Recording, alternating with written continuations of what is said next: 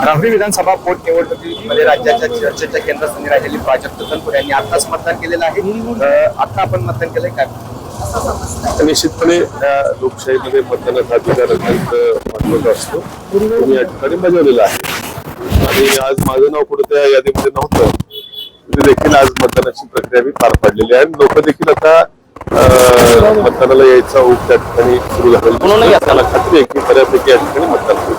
पहिली विधानसभा निवडणूक ही अशी असेल की आपण किंवा आपल्या कुटुंबातला कुठला उमेदवार आपण हो, जवळपास बऱ्याच वर्षांनी असं होतंय की आमचं कोणाचं नाव त्या ठिकाणी नाहीये. पण ठीक आहे, ही स्वर्गीय शिवाजीराव कर्डिले यांच्या निधनाच्या पार्श्वभूमीवर एक दुःखाच्या छाया असलेली ही निवडणूक होती. त्यामुळं कुठेतरी माघार घेणं, सामंजस्यपणा दाखवणं, माणुसकी दाखवणं ही आपली कुठेतरी संस्कृती आहे, तिचं आम्ही पालन केलेलं आहे. गेल्या अनेक दिवसापासून आपली एक चर्चा चालू होती, भाजप आपण कुणाला पाठिंबा देणार.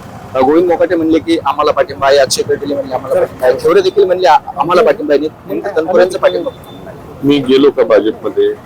गेलो का सांगा मला. मी स्टेजवर जाईल, इकडे जाईल, तिकडे जाईल, पण मी या निवडणुकीत पुढे फक्त थांबण्याची भूमिका घेतली होती. त्याला काही स्थानिक कारणं होती. मी आजही शरद पवार साहेबांच्याच पक्षामध्ये आहे. मी कुठल्याही स्टेजवर सुद्धा गेलो नाही. स्थानिक काही याच्यामुळं आणि त्या निधनाच्या पार्श्वभूमीवर निवडणूक असल्या कारणानं तटस्थ राहण्याची, थांबण्याची भूमिका घेतली. याच्या पलीकडे याला काही अर्थ काढणं योग्य होणार नाही असं माझं म्हणणं आहे. मतदानाच्या एक दिवस आधी आहे आपल्यावर जी ईडीची कारवाई चालू होती, क्लीन चिट मिळाली. ही ईडीची कारवाई वर्षभरापूर्वीच संपलेली आहे.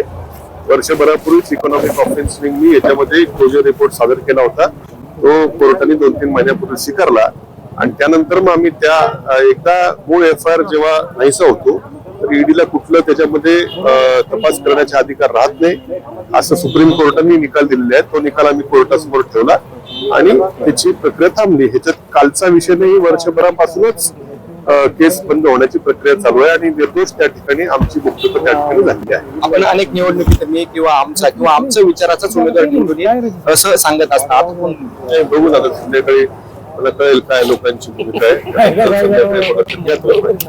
नक्कीच कोण निवडून येईल हे संध्याकाळी सांगू असं देखील यावेळी प्राजक्त तनपुरे यांनी सांगितलं. Cameraman Girish Govind Phunge, LS Marathi, Rahuri, Ahilyanagar.